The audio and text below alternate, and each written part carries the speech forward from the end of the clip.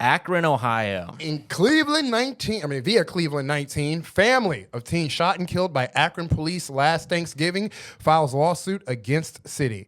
The family of Jazmir Tucker, the 15-year-old who was shot and killed last Thanksgiving by an Akron police officer, announced Tuesday they have filed a federal civil rights lawsuit. The suit names the city of Akron, Mayor Shamus Malik, Akron Police Chief Brian Harding, Officer Davin Fields, and numerous other police officers and parties. The complaint alleges unconstitutional use of force and municipal liability for training and oversight failures, among other claims, according to the Cochran firm, which represents the Tucker family. According to the complaint, the city of Akron maintained a training program heavily focused on firearms and tactical operations while offering minimal de-escalation, juvenile encounter, or use of force refresher training. The lawsuit seeks compensatory and punitive damages, injunctive relief requiring comprehensive reform of the Akron Police Department's training, and supervision practices and accountability for the city's pattern and practices of deadly force against residents who present no immediate threat to officers. So, basically, what happened is this Thanksgiving. I don't know if it was this Thanksgiving. It was last Thanksgiving. So it was like a year ago. A year ago, yeah. And I'll just say real quickly, not to cut you off, but the reason why they're filing this federal lawsuit is because last month, it was the what's the term? The grand jury. The grand jury did not vote to indict. Yeah. So the official federal charges have been dropped. The grand jury did not press any charges. So now the family is filing their own lawsuit because this year-long saga of their 15-year-old boy being shot and killed by the police reached, no accountability via the federal government. So now they're trying to sue themselves. And to paint the picture of why people are upset, it's not the boy had a gun. He shot a gun. And but we don't even know that. Well, we don't know that. What we do, I saw a report that was like, gunshots were fired. Police were called. They came. They found. They see a kid. No, they don't see a gun. They just see a kid. Immediately start firing. Immediately they get a report of gunshots. There's like two. It's two steps. Get a report of gunshots. Pull up to where the gunshots are. They see this kid. Immediately fired. Yeah. No gun in sight. It's only when they go and find him they find a gun on his person, not aimed at them, not doing anything. He just had a gun on his person. Nobody was at threat. They just shot him.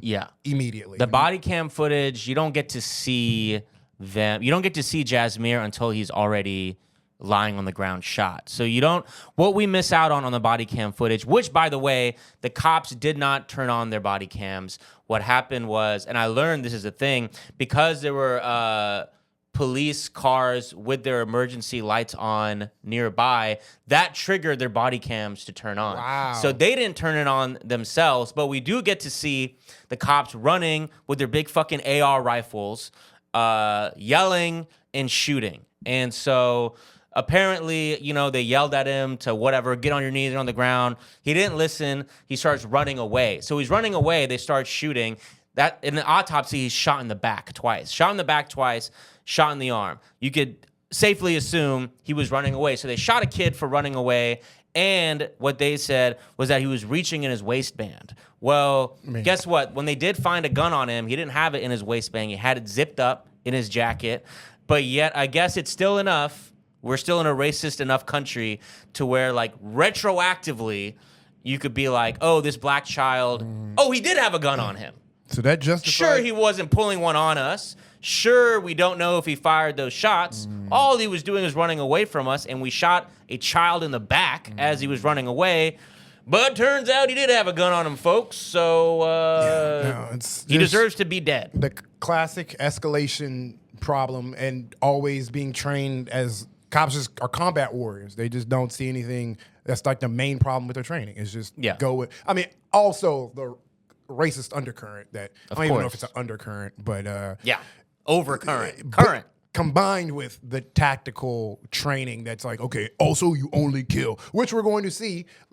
This is the humans. We had plenty of stories today. We're gonna see how far this dumbass logic of just being weapons and only trained as like like for combat, how far that even will go in later stories. But and we discuss this all the time of like the neighborhood they're in. So like this is a neighborhood where they were patrolling, where gunshots have already gone off. So this is a lot of cops' relationship with the black community is they're not a part of the black community in any way, but they patrol poor black neighborhoods where they are not welcome, where they are known as aggressively patrolling. And so they have this head-butt relationship that makes them more racist. And so imagine you're in these cops' head. Oh, gunshots have gone off. Oh, in the neighborhood, the black neighborhood. They see a teenager. They tell him to get down. He doesn't listen. They think, oh, he might be reaching this. Of course, they're just gonna start. They're operating off of fear and racism. And like you said, just like it's shooting time, it's killing time. And the another important thing about this story, which really goes to show like their relationship with this community, is that they reach this kid who they've just shot in the back. First thing they do is handcuff him. Second thing they do is start going through his pockets. This kid is bleeding out, dying. They are waiting several minutes before they attempt to render any aid. They are first choosing, handcuffing him, just absurd. And then just going through his pockets slowly, one by one, while his kid is bleeding out. Yeah. And it's, again, even if, like, I don't give a fuck if the kid had a gun. You're a cop. You pulled up on him. He did not have a gun at the time.